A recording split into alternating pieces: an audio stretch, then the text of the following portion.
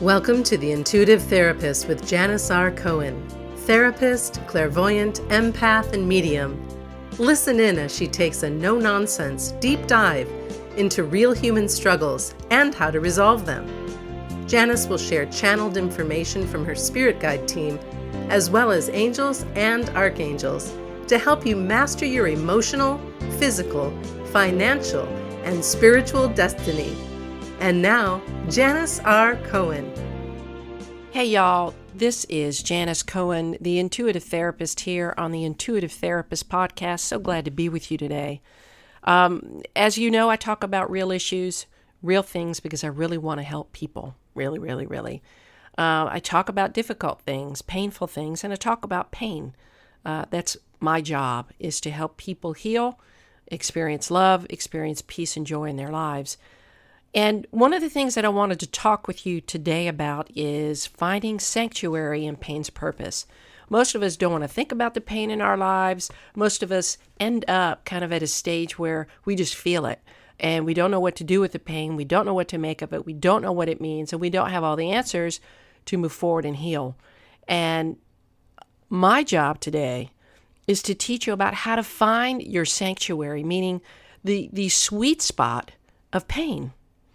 Richard Bach wrote a quote, and he said, "Every problem has a gift for you in its hands." I'm going to ask for you today is that you consider a new way of looking at pain that is not just one-dimensional, where it hurts and the suffering doesn't end. But I want you to look at pain in a different way. As a therapist and a human being, look, I'm certain of one thing. I've come to become certain of one thing. That pain is a gift and it has a positive purpose. The minute I shifted into that understanding, my life changed. I didn't just experience the pain, I was able to understand it at some point, not always immediately, but at some point, and then I was able to use it. And I talk about exploiting pain, and I mean that because there are different things. We think about the word exploitation as a negative connotation, but with pain, for me, it's a very positive connotation to exploit it, to squeeze out every ounce of knowledge, of lessons, of learning, of enlightenment that it brings me. And so in that way, it has a very positive purpose. It doesn't feel good. Pain does not feel good, but it has merit and it deserves respect, just like any other emotion that you have. Pain urges us to grow, to learn, and to find peace within ourselves. And it baits us with every experience we have with it. Pain stands boldly in front of us. Y'all know this, eye to eye and nose to nose, challenging us with its taunt. Are you finally ready to use me for your own good?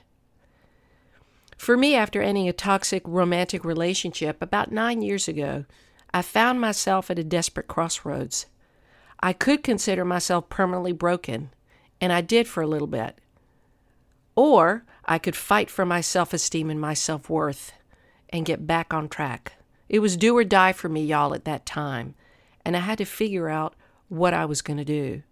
And because to me, the pain was too much to bear, I had a choice. I chose to live, and I chose to understand, and I chose to heal and learn how I could change my life because of this pain.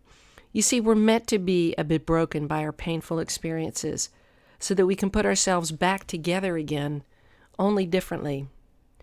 I fought hard to get out of pain, and the way that I did that was to learn everything that I could possibly learn from it.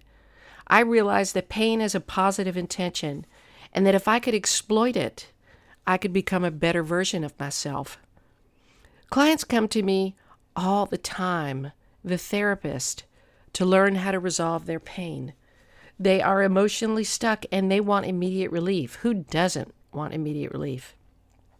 But what's interesting is that they believe that on some level, they lack the resources it takes to pull themselves out of the dark emotional hole they're living in.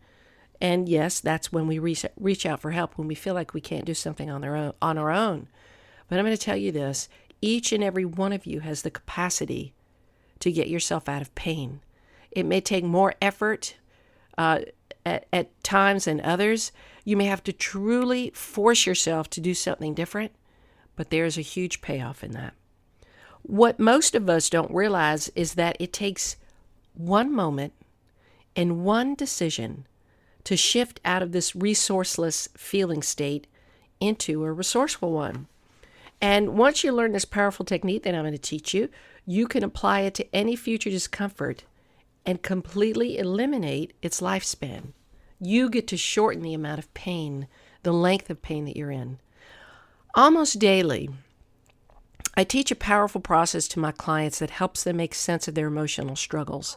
It's what I call finding the purpose in the pain, and I want to teach you that today.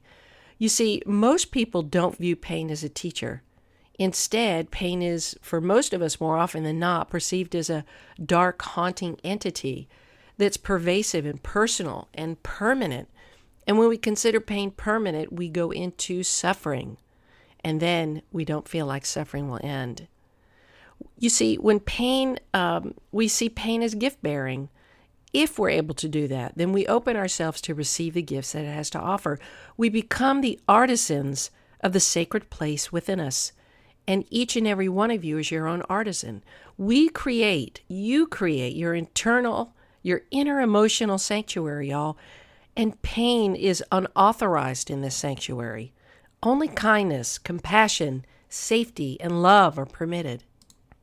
You see, we can create sanctuary in all aspects of our life. When you think about the 5 spheres that I use a lot: financial, emotional, psychological, physical, financial, and maybe I mentioned that twice, and then of course there's spiritual. So emotional obviously can connect to your own feelings, but also in relationships. So you get to be the artisan, and you can create a sanctuary of peace and sweetness in every aspect of your life. You see, every feeling that we have is a positive intention and contains an important message for us. Like I said, nobody enjoys feeling pain. In fact, most of us, if we're honest with ourselves, we do whatever we can to avoid it. The problem that comes with that when we actively avoid dealing with it is that we delay it. We prolong it. It will come back. You may be able to bury it, but you're going to bring about another experience that's going to bring it up. And then your job is to choose with your free will, do I deal with this now or do I delay it again? So you're going to give it your permission to rear its ugly head in a larger and more powerful way that will get your more immediate attention if you don't deal with it as it comes up. So to help you extract the purpose of your pain, I'm going to give you 6 steps. And my hope is that you'll practice this. My hope is that you will use it whenever you experience pain and experience the feeling of your pain becoming less and ultimately eliminated. So step 1, identify the most prominent negative emotion that you feel on a regular basis. Okay? Could be sadness, fear, grief, anxiety, confusion, or anger. And you might need some paper and a pen. Go ahead and pause this podcast, this recording, and get that, or you could just listen to it again. Step 2, locate where the feeling exists inside your body, and it can be in multiple places. One of the reasons why I teach clients about this is because I want y'all to learn. I want y'all to learn how to separate and pull out your emotions so that you can actually communicate with it instead of just feel it. So locate where it exists in your body. For example, some people who feel anxiety will feel it in their throat, in their chest, in their stomach. It could be all 3. It could be just one place, could be 2, but locate where it is. Step 3, in your mind's eye, describe what this feeling looks like. So see it. It may be a blob. It could be a square. It could be in the form of a face or a person or an animal. But what does it look like? What color is it? What shape? How dense or thin is it? How big or small is it? How much of your body does it occupy? So describe it. Next, step 4. See the image of your negative emotion now outside of your body, occupying some place in the room that you're in. I'll often ask my clients, and it would literally be, they'll see it. And they'll say it's on the floor in the corner. And so we work with that. Now, step 5. Now ask your pain, your anxiety, your grief, your fear, your confusion, your anger. Ask it why it's here. Before you do that, I want to give you an additional suggestion, is that I don't want you to think as you do this. I just want you to report. I just want you to say. I just want you to write. Don't think. When you ask why it's here, you're going to get it. If you're specifically blocked or you're feeling something in particular and it feels too scary, chances are the first words out of your mouth are going to be, I don't know. Well, it's not you that knows. It's your pain. So ask it. It always knows, right? So write down why. Write down what it needs you to know when you ask why. And don't dismiss any thought, because they're all important. Notice every sensation that you experience as you transcribe, as you write things down, as you talk. Write down all those sensations too. Step 6, after you have gotten all of this information, take action on it. If your anxiety is asking you to be aware of the fact that you worry more than you need to, then be mindful. If you start feeling anxious next time, you might say to anxiety, okay, I know you're here. Is this really something I need to worry about, or should I just kind of breathe out, breathe in, and let things move forward? And you'll get the answer. So ask yourself, does pain need you to stop an unhealthy emotional habit? Do you need to end a relationship or live authentically, more authentically?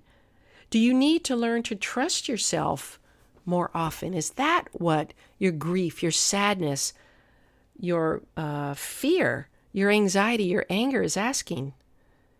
Do you need to stop turning the other cheek, for example, when problems arise? Because we all know what that's like. We pretend and we deny that there are really problems, and then all of a sudden things seem to blow up when in fact we've had signs all along. We've just chosen, for whatever reason, not to pay attention. So once you cultivate the habit of finding the purpose in your pain, of following these steps, and listen, if you feel like you truly don't know what pain's purpose is, just put the question out there. Write it down and then come back at another point. The way you look at pain and experience any negative emotion, it changes once you understand the reason for it. It no longer becomes the enemy to you. It's not the enemy that you need to elude and run from. Rather, you're going to come to see your emotions as your best friends, because they are true indicators of what's going on with you. They are the cues to your life. If you're sad, if you're lost, if you're confused, just understand any negative emotion that you have is saying, do something different. Think something different. Believe something different. Talk to yourself differently. Every emotion asks you to do that. So if you don't get any other answer, know that. If it's an emotion that doesn't make you feel good, then you have the power to change that. And it may mean that you just need to move around physically. Move your body, get your body rolling around, running, whatever it is, get those endorphins going. Could be as simple as that. Because our feelings are our best allies. Regardless of how painful they feel at times, they really do serve a purpose. Painful emotions bring us back to ourselves, to our life lessons, the ones that serve to strengthen us, to help us grow, and to widen and deepen the sanctuary within. And in this podcast, I talked about sanctuary.